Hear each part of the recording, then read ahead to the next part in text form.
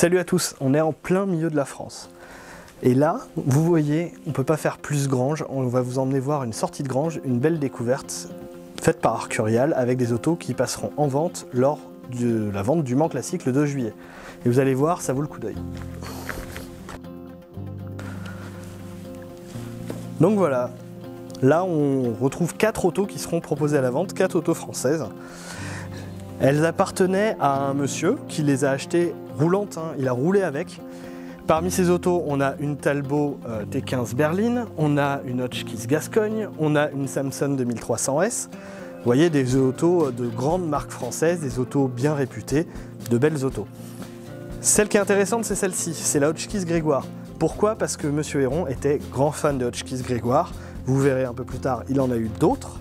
Et celle-ci a une grosse particularité, c'est que l'arrière, qui est ici, on se retrouve avec une lunette arrière de frégate, les galbes, la malle d'une frégate, un toit ouvrant, un intérieur un peu spécifique, et tout ça, ça a été réalisé par Henri Chaperon. C'est pas n'importe qui, c'est pas un bricoleur du dimanche.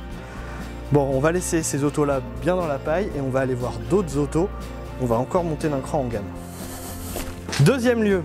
Ici, on a encore 3 voitures françaises, 3 grandes marques, 3 voitures de prestige. On commence avec celle-ci, c'est une Delhaye 135. Elle s'appelle la El Glaoui et c'est une voiture carrossée par Figoni. Donc on est sur l'après-guerre, on voit des phares encastrés, un traitement assez moderne.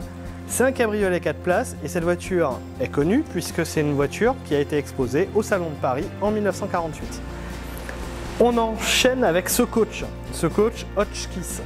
C'est donc un Côte d'Azur, mais un peu spécifique. L'arrière, vous allez retrouver des formes qu'il n'y a sur aucune autre Hotchkiss. Et surtout, c'est un prototype avec à l'avant des roues indépendantes. Chose assez rare pour des autos de ces années-là. Dernière auto, c'est une autre de la S135.